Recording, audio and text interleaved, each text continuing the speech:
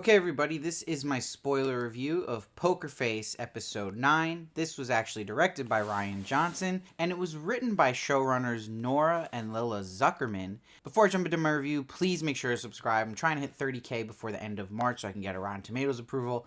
I'd be super appreciative. And also, please make sure to check out me on Twitter, Instagram, and TikTok at Steve Varley Show. Jumping into this review, we have in this episode a very Fargo feel to it. And it has Joseph Gordon-Levitt as Trey and David Castaneda as Jimmy and Stephanie Hsu as Morty. Now, this was actually my least favorite episode, surprisingly, of the season because it is the penultimate episode, so you think it'd be like the big episode that crazy things happen. And it's also written by the showrunner, so it actually worries me a little that it was, I thought, the weakest script of the season. I had a lot of problems with it, which I'm going to get into. And this also could be a little bit of an effect that last week's was so good that maybe my expectations were a little too high. But I do want to point out things that just didn't work for me, where things were happening in this episode that felt like didn't happen all season. So we will see, though, in this episode that our character of Trey is on house arrest. And he literally is just this guy. Everything he does makes you roll your eyes, and he gives no tip to his delivery man, which says a lot about his character. But what kicks off the events of this episode is that this snowstorm comes, and it cuts out his ankle monitor, so he has freedom, and he knows it till 7 a.m.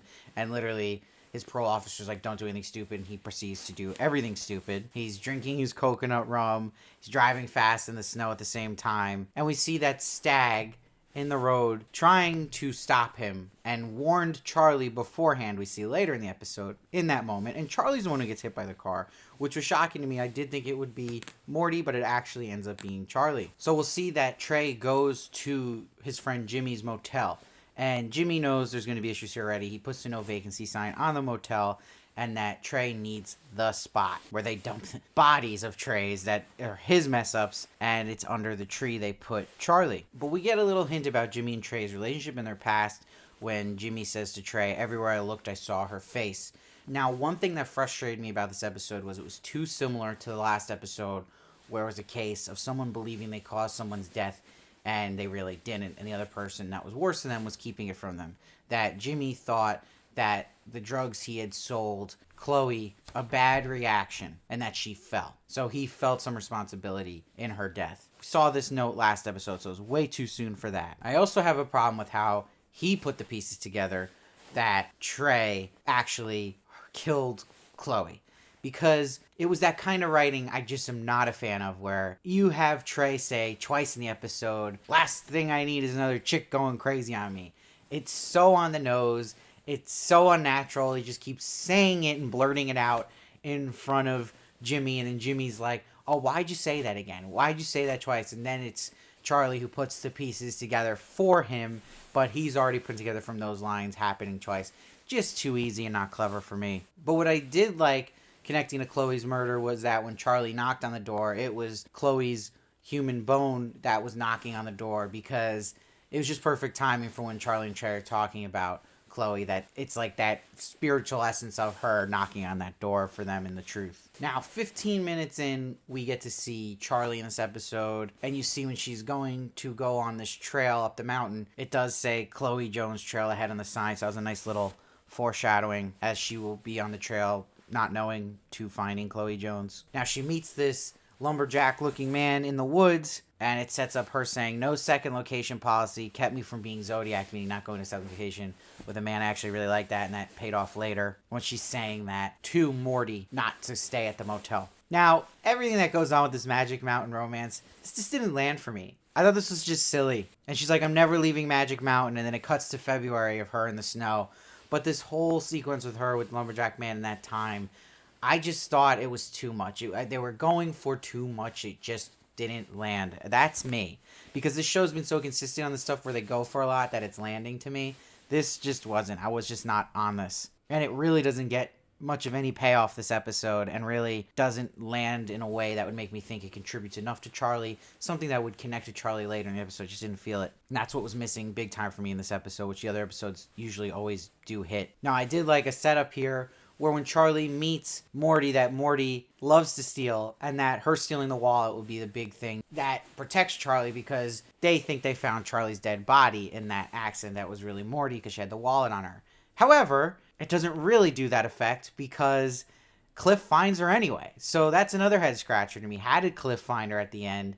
And again, it just feels inconsequential. It protects her from the police, but still doesn't protect her from Cliff. And even some of the writing too. When Charlie comes out of the ground like a zombie, out of the tree area, and when she knocks on the door and then rolls over and realizes someone's there in the nick of time, which is Morty, she's like, "Are you me?" I don't think her saying that out loud was even necessary. I think it just was, again, silly. And then she has this moment where she was in the motel and she's talking about the dying moment she had when she remembered her going to Anaheim Shores Beach Club when she was 8.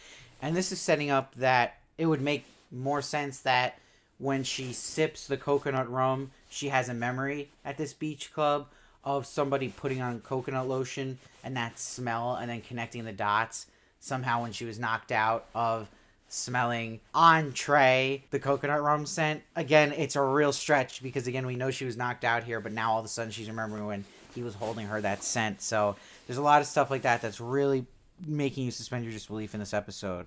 What did work for me, though, was the way she discovered that they didn't call the cops, actually, that the phone was dead, and she's connecting the dots, that Chloe Jones was in there with her, and they didn't run because the snow road's closed, so it was a hit, but not a run with her getting hit. And it made sense that Morty's character would be hell-bent on getting that reward. And Morty will figure out what Trey has done. She has photos of Chloe on the phone she got, calls out his footprints. She has a lot of skills like Charlie in that sense. But we'll see that Trey slams her head on the car and then throws her off a cliff in the car and kills her. Now, Jimmy straight up lies about the ibuprofen, which is not ibuprofen, to Charlie, and she knows that. We'll see later on. They kind of made it like she didn't, but she did, and puts it in her mouth but doesn't swallow it. And you see Jimmy's talking about, does it ever go away? This is connecting to the last episode, what Charlie was talking about with Nick Nolte's character last episode, and about does it ever go away, what she thinks about with Natalie all the time and he's thinking about with Chloe. But what annoys me is when Charlie puts the ibuprofen